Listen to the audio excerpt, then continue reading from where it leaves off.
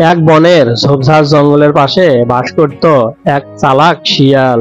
আরো থাকতো এক গম্ভীর বাঘ ও সাদা রঙের একটি কবুতর পাখি।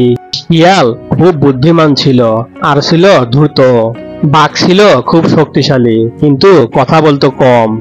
আর পাখি ছিল হালকা স্বভাবের, শুধু গান গাইতো সারাদিন।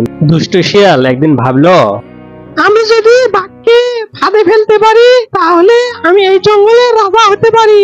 শিয়াল পাখিকে ডেকে বলল, চলো একটা খেলা খেলি, যে বিজয়ী হবে সে হবে এই জঙ্গলের মহারাজা।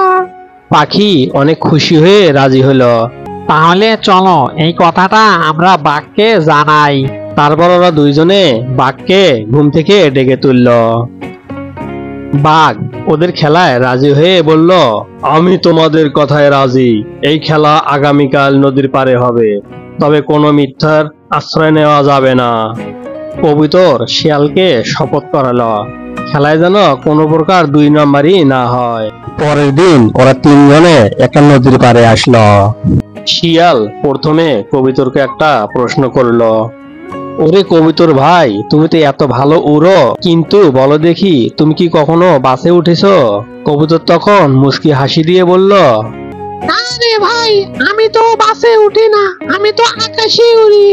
এবার শিয়াল বাঘকে প্রশ্ন করলো, বলো দেখি বাঘ ভাই, সামনের ওই জঙ্গলে কতগুলো গাছ আছে, একটু গণে দেখাও তো দেখি।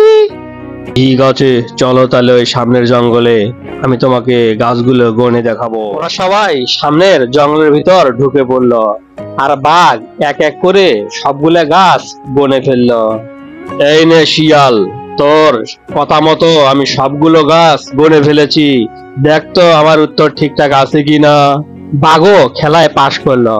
এবার পাখি শিয়ালকে একটা প্রশ্ন করলো, শিয়াল ভাই বলো দেখি, তোমার লেজটা যদি হারিয়ে যায় তবুও তুমি নিজের ছায়া কিভাবে দেখতে পাবে?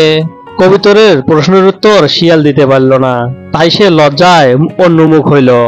শোন শিয়াল, একটা কথা বলি, চালাক হইলেই নেতা হওয়া যায় না, নেতা হতে গেলে বুদ্ধি লাগে।